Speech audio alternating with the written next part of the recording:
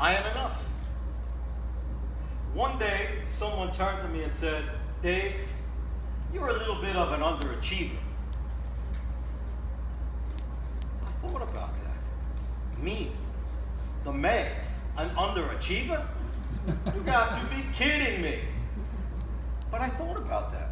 I really did think about it. I started to think about my life and where I had been, what I had done with my life. An underachiever. I didn't want to do an underachiever thing in life.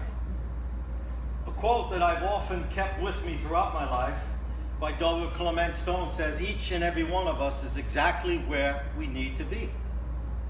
Now some may find that a little bit of a cliche, but for me, I think that's such an important quote. Because at times I've been down at the bottom and I've been up at the top and I've said, my gosh, where am I? But I've never said to myself, I've never heard anyone call me an underachiever. So today I'd like to share with you a little bit of my story to get at this question. Am I enough or am I an underachiever? When I was a kid, I played in a rock and roll band.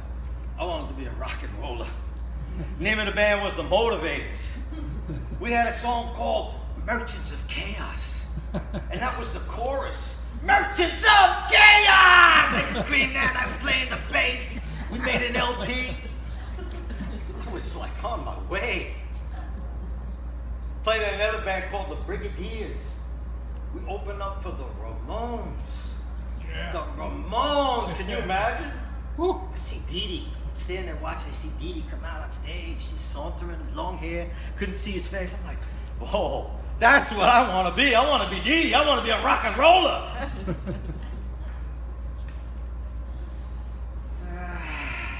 Never happened. Did I underachieve?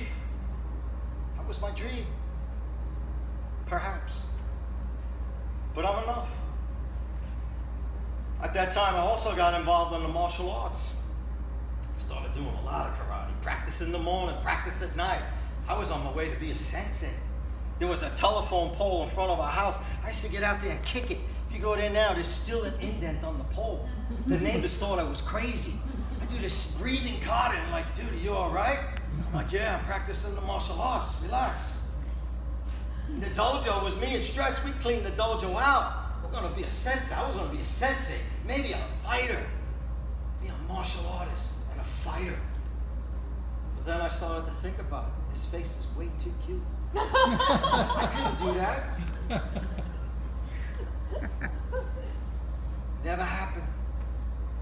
I never became a sensei. Still work out in the martial arts. Never did any fighting. Did I underachieve? I'm not so sure. But I'm enough. Another phase of my life, I went back to grad school. In fact, I met a Toastmaster, said, Dave, you should check out the program at San Diego State. They have a wonderful speech communication program. Went and did it. Fell in love with speech communication. And one thing that happened there, professor and I and a friend were standing there. My friend was sucking up to the professor. The professor listened to him. I just stood by. The professor turned to him and said, I don't think academia is in your future. But he turned to me and he said, but for you, absolutely. I was like, wow, that was kind of cool to hear that. When I finished my master's at San Diego State, I went to Penn State and worked on a doctorate. Worked on a dissertation, had papers published, wrote over 25 articles and had those presented at conferences. I was thinking, I'm going to be a consultant. I'm going to be a speaker. I'm going to do all the good things that I wanted to do. I was like, wow, all this was out there for me. I can make this happen. But then right at that time, when I was just finishing my dissertation, we had another child. The other ones had been growing. There had been a bit of a gap, like 9 years. That's a long time. So things changed. I didn't want to travel to LA to go to the Speakers Association on Saturdays. I didn't want to have to travel the country and miss out on family dinners. I wanted to be a coach on Saturday. I wanted to see the kids run around and say, no, go that way, hey. That was was more important to me. So then I realized, wow, I didn't become a management consultant. I'm not a professional speaker. But I'm not done yet. Not done. Did I underachieve? Some say, yeah, you got a doctorate. I own a construction company. People say, oh, you're going to a construction company, you got a doctorate? So perhaps for some I underachieve, but I'm enough. So today I stand before you, my friends, and thinking about, am I an underachiever? I pose the question to you, how about you? Is this part of our culture? To be more, have more, do more.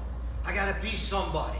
I have to be a celebrity. I have to get some status. I have to be rich. I have to be better than my neighbor. I would bet no. It's led me to 3 things I'd like to leave you with. The first is gratitude. I've learned gratitude. I've learned to say, my gosh, look what I've been able to do with my life.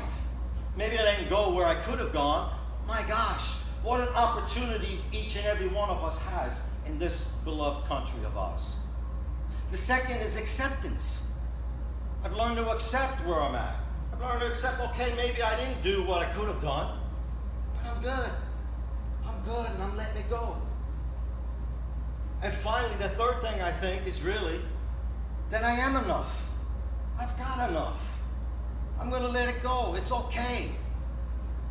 A lot of us, there's always that pang, oh my God, I'm not enough, I can't, I haven't done this, I haven't done that. Just take a moment to look at your life. Probably every one of you has done enough, has had a great life. To be where we are right now is unbelievable. So, in answering the question, I'm not an underachiever. I'm enough, and you're enough, and you're enough, and you're enough.